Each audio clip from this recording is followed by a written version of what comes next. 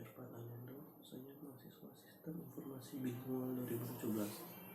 Di sini saya akan menjelaskan tugas dari manajemen proyek sistem informasi saya dengan judul penerapan metode PROMITI dalam sistem pendukung keputusan penerimaan beasiswa pada AMIK Bina Sriwijaya. Menjelaskan latar belakang, AMIK Bina Sriwijaya merupakan salah satu kampus swasta di Nusantara yang berbentuk akademik, dinaungi oleh Dikti Kedalam Kopertis Wilayah 2.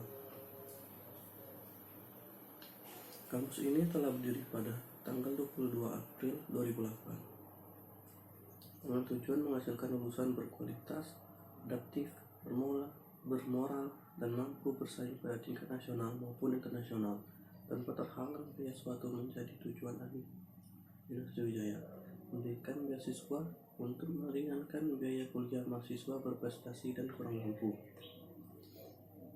Pemberian beasiswa menjadi semangat bagi mahasiswa yang tergolong tidak mampu dalam meningkatkan prestasi belajarnya.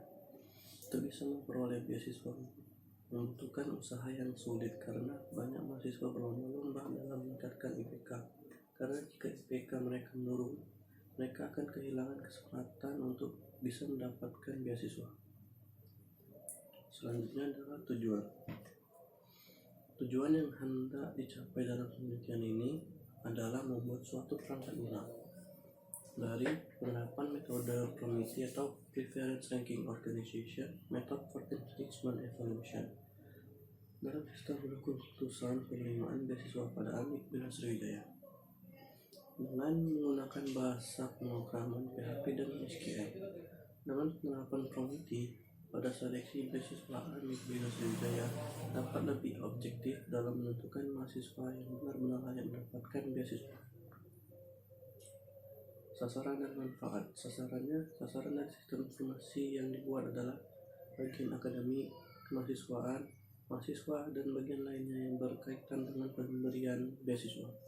Manfaatnya, penelitian ini diharapkan dapat memberikan kontribusi dan memperkaya pengetahuan yang berkaitan dengan pemanfaat beasiswa bagi upaya peningkatan prestasi akademik mahasiswa penerimanya. Selain itu dapat memberikan kontribusi kepada pemberi dana beasiswa agar distribusi pemberian beasiswa tepat sasaran dan dana beasiswa dapat dimanfaatkan secara optimal untuk peningkatan prestasi mahasiswa.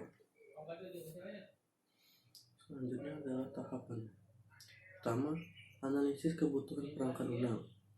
Itu pengumpulan kebutuhan yang diperlukan untuk perangkat lunak. Yang kedua, desain, struktur data, arsitektur software, user interface. Tiga, pembuatan kode program, yaitu mengubah desain ke dalam program komputer. Yang keempat, pengujian sistem, yaitu memastikan software yang dibuat telah sesuai. 5. Pemeliharaan sistem, menjaga kestabilan dari software.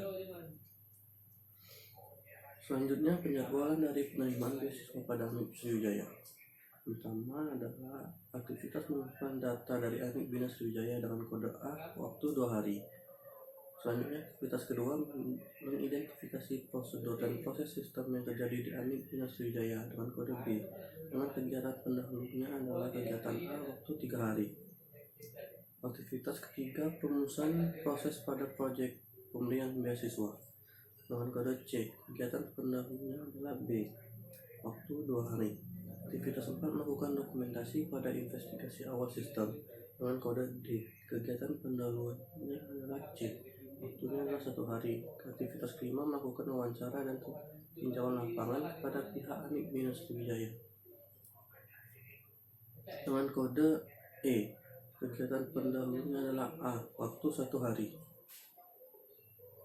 Aktivitas ke-6, membuat list pertanyaan untuk wawancara, kodenya F.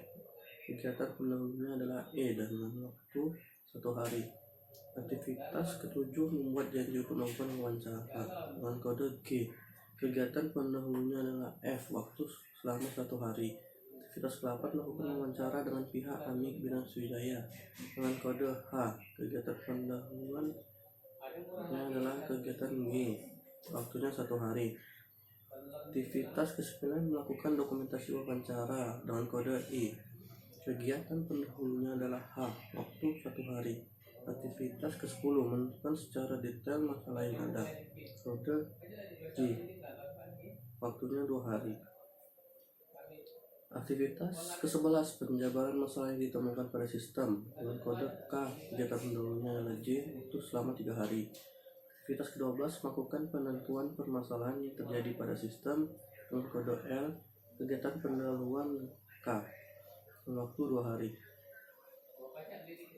Aktivitas ke-13 memilih masalah prioritas yang harus diselesaikan dengan kode M, kegiatan pendahuluan adalah L, waktu 1 hari. Aktivitas ke-14 membuat dokumentasi hasil analisis masalah dengan kode N, kegiatan adalah M, waktu selama 1 hari. Selanjutnya untuk proses kebutuhan. Aktivitas 15 mengumpulkan data untuk analisis kebutuhan dengan kode O, lama waktu 4 hari.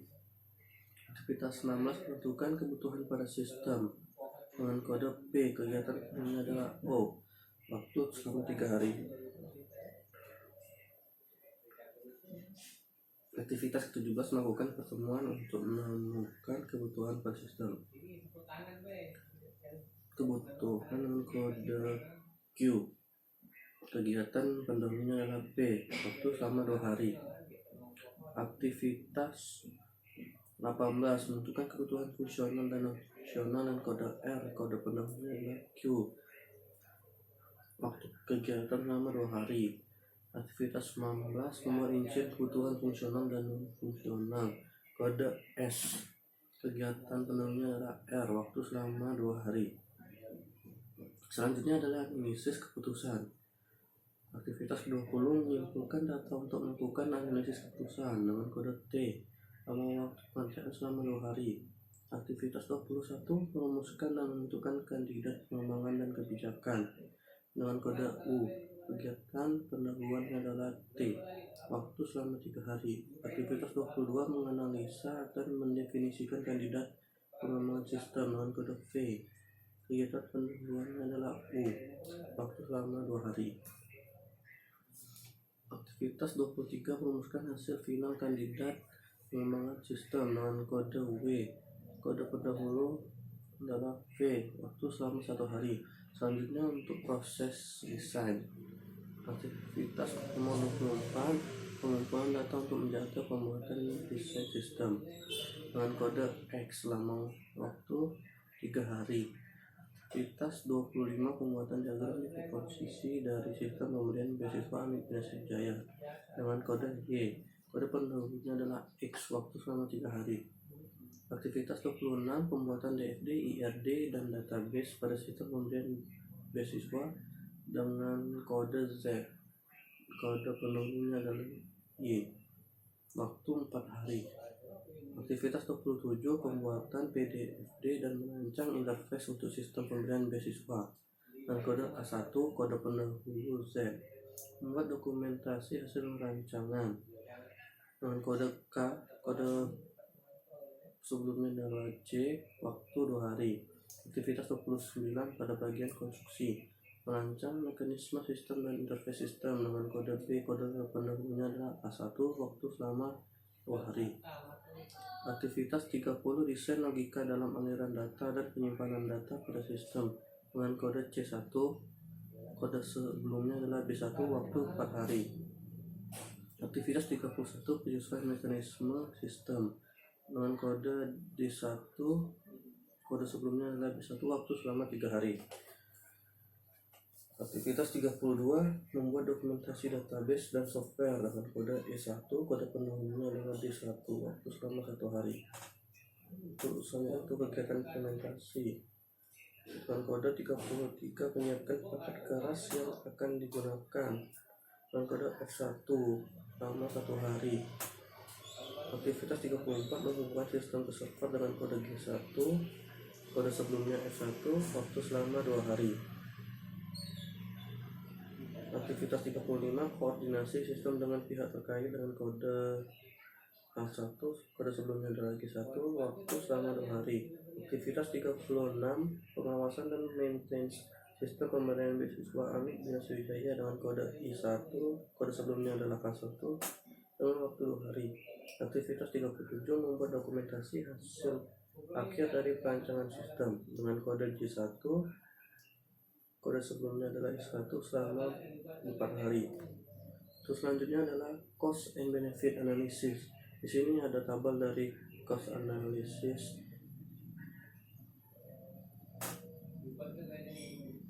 Yang pertama di sini ada bagian dari rincian biaya dan manfaat tahun ke-0, tahun ke-1, tahun ke-2, dan tahun ke-3.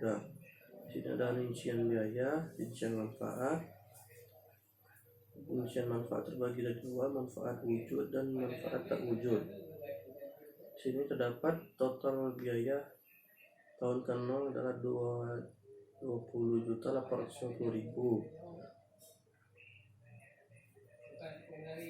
Di sini terdapat biaya operasional atau pemeliharaan pada tahun ke-1 sebesar 1.500.000, tahun kedua 2 juta rupiah, ketiga 3 juta rupiah.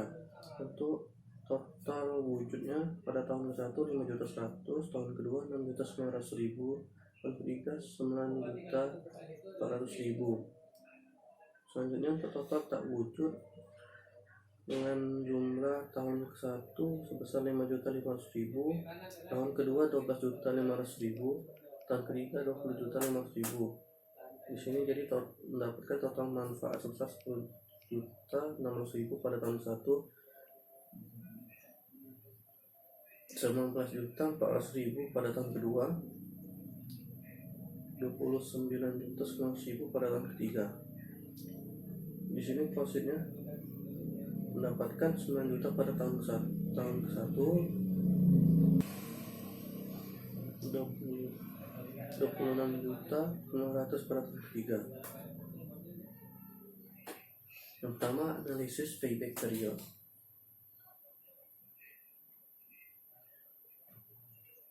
Di sini perhitungan analisis payback period adalah sebagai berikut. Total biaya pengadaan sistem pada tahun ke-0 sebesar 20.890.000 dikurang dari profit pada tahun pertama yaitu 9 juta. Jadi sisa biaya sistem pada tahun pertama adalah 11.800.000. Jadi sisa sama dengan 11.800.000 per 20.890.000 dikali 1 tahun sama dengan 0,5 tahun, sehingga payback period sudah dapat dicapai pada tahun ketiga. Dari fakta tersebut bahwa yang ditanamkan pada rancangan sistem ini akan mencapai titik impasse atau break even point pada tahun ketiga. Selanjutnya kedua, analisa return on investment. Dengan metode ini maka persentase manfaat yang dihasilkan oleh sistem tersebut dapat dibandingkan dengan biaya yang dikeluarkan untuk pengadaan sistem tersebut. Adapun penghitungan ROI sistem ini adalah dari biaya pengembangan sistem tahun ke-0 dengan biaya pemeliharaan sistem tahun 1 sampai ke tahun 3 dijumlahkan mendapatkan hasil 20 juta ke 27.390.000. Sedangkan total keuntungan yang didapatkan sebagai berikut. Total manfaat pada tahun 1 ditambah sampai ke tahun 3 mendapatkan dengan total 59.900.000. Jadi untuk rumus ROI nya adalah ROI sama dengan total manfaat total dikurang total biaya per total biaya dikali 100%, mendapatkan hasil 119%. Jadi sistem ini akan memberikan keuntungan pada tahun ketiga. Untuk ketiga, analisis net present value atau NPV. Dengan rumus NPV yang ada, apabila diaplikasikan penerapan sistem yang baru ini, maka perhitungan nilainya dengan tingkat bunga diskonto 10%, maka dengan digunakan rumus yang ada menghasilkan NPV sama dengan 21.882.351. Dari hasil perhitungan di atas dapat disimpulkan bahwasanya jumlah yang diterima sekarang pada tahun ketiga apabila sistem ini diterapkan adalah 21.882.351 rupiah atau NPV lebih besar dari 0, maka proyek ini layak untuk dilaksanakan. 3 metode tingkat pengambilan tenang atau IRR. Metode ini mencari tingkat bunga yang menjadikan jumlah sekarang dari tiap-tiap deposit yang diskonto dengan tingkat bunga tersebut sama besarnya dengan nilai sekarang dari nilai proyek. Misalnya I1 sama dengan 10%, maka NPV 1 sama dengan Rp21.882.351. Selanjutnya kita akan mencari I2 sama dengan 20%. Menggunakan rumus NPV yang tadi, maka NPV kedua mendapatkan hasil Rp13.788.731. Nilai NPV positif.